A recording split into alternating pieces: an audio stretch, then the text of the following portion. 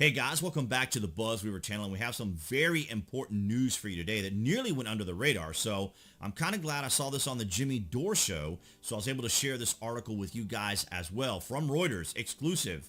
Facebook to change rules on attacking public figures on its platform.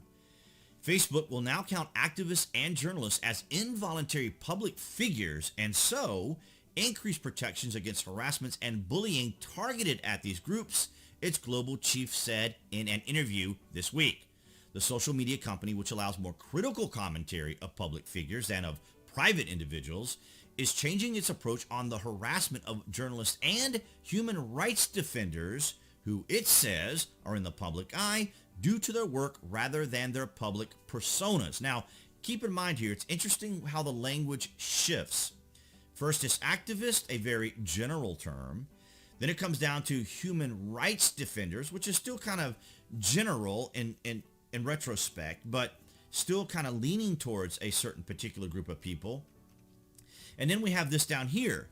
Facebook Global Head of Safety Antigone Davis said the company was also expanding the types of attacks that it would not allow on public figures on its sites as part of an effort to reduce attacks disproportionately faced by women, people of color, and the LGBTQ community. So now we're getting more specific.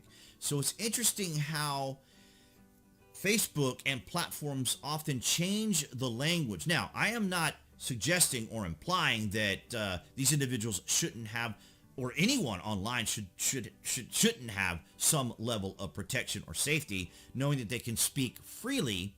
But then again, of course, we often know that President Trump, for example, who was attacked for his entire presidency, as we see here and cover quite often here on the channel, he had 62% negative coverage in comparison to previous presidents and only 5% positive. And then we see here, just under half of U.S. adults say early coverage of the Biden administration has offered mostly positive assessments. So here you have a scale that shows you that if the mainstream media themselves want to go after people, they have no particular problems with it. Now, you may recall, some of you who are very astute, and we'll get to that actually here in just a moment, but first I'm going to go here to Glenn Greenwald, because this is very much what we talk about here on the channel.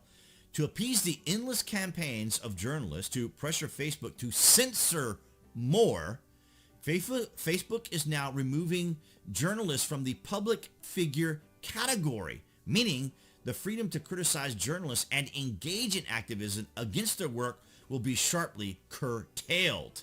Of course, journalists are public figures. They choose a job that enables them to shape public discourse, ruin reputations, manipulate public perceptions, and so much else.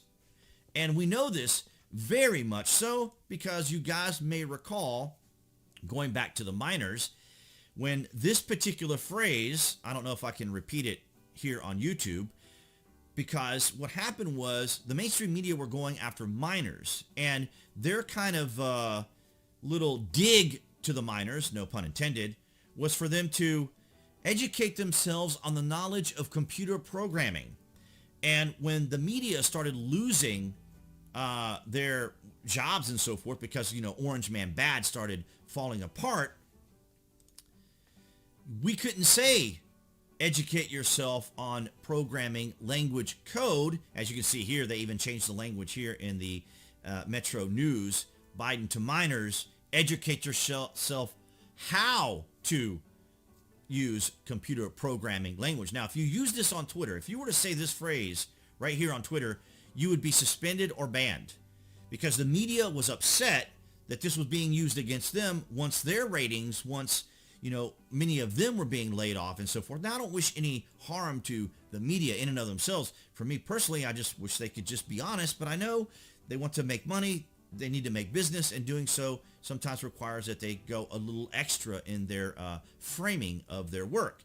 Of course, you guys are very familiar with this. We cover this here on the channel when it comes to the media.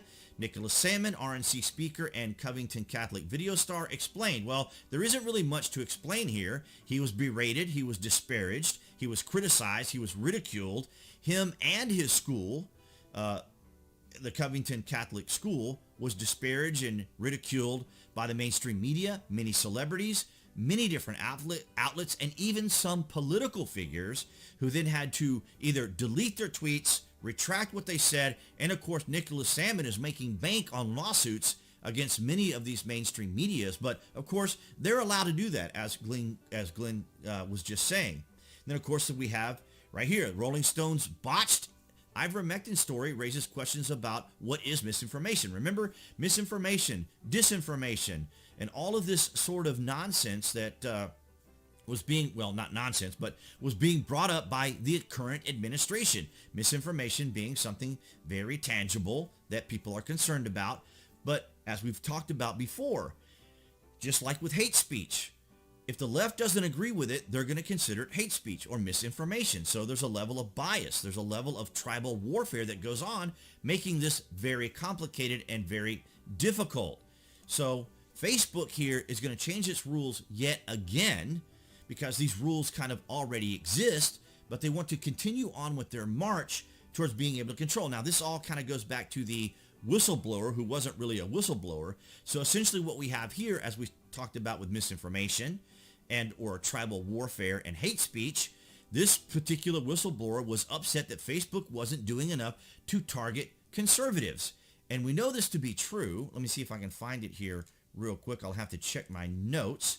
We're going back into the archives. Yes, ladies and gentlemen, hit that like button to support the Buzzweaver channel and our archives. Let's see if I have it here. I was trying to find it. I thought I had it here, guys. Yes, right here. From Gizmodo.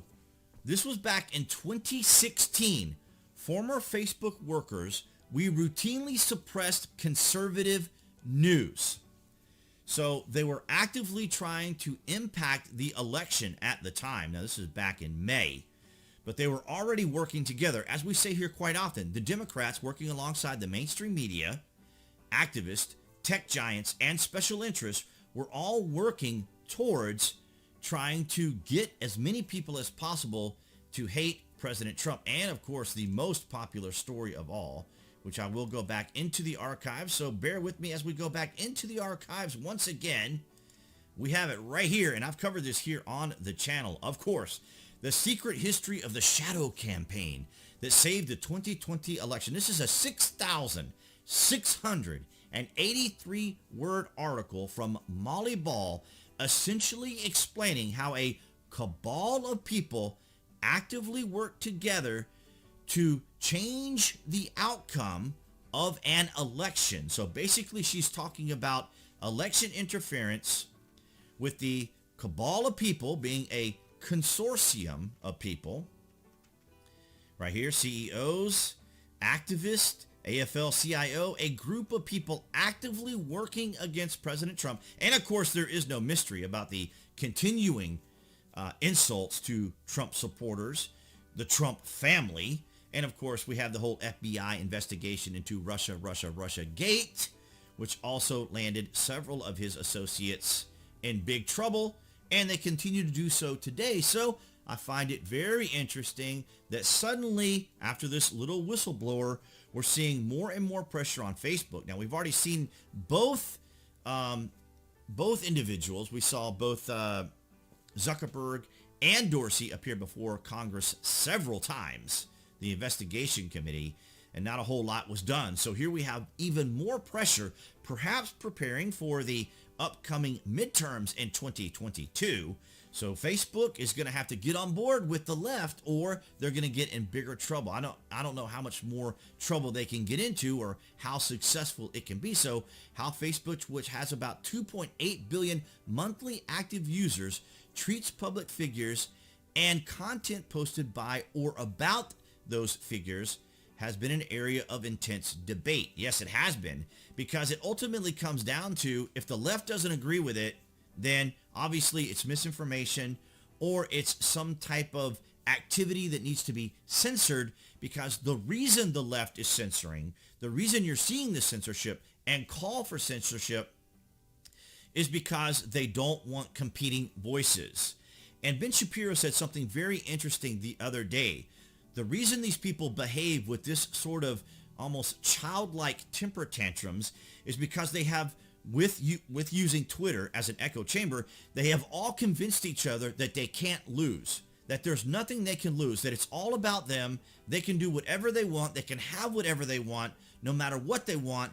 And so when something happens where they don't get their way, they absolutely lose their minds. And as you can see here, Americans now split over whether government should take steps to restrict false information online. Now here we are again using the same wording, false information from misinformation to hate speech. These are the three combinations of phrasings that goes on. And as you can see here, partisan division right here, where the Democrats are now pushing for more censorship, for the tech giants to get more involved. And we're seeing this continuing push because if you control the language, you control the narrative. And the idea is to have people walking on eggshells, for people to be in fear. So we have a clear sense of division.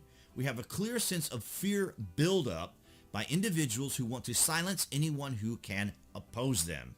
So this is very significant, guys. Be sure to share this video so others can understand what's actually going on, who may be new to the channel or new to what is currently going on. I know there's a lot of news fatigue out there, but nonetheless, of course, guys, below this video, you can find the various websites that I belong to, or social media platforms where you can follow me, where I do daily posts, and hopefully I can continue to do daily posts, as well as this commentary about the media sometimes, as we often do. And of course, appearing right there on the screen for those here on Facebook, on YouTube, that will be the channel icon that you can click on to subscribe, along with notifications. That way you guys will know when there's content here on the channel. I want to thank all you guys for your continued support, and I will see you in probably the Friday vlog.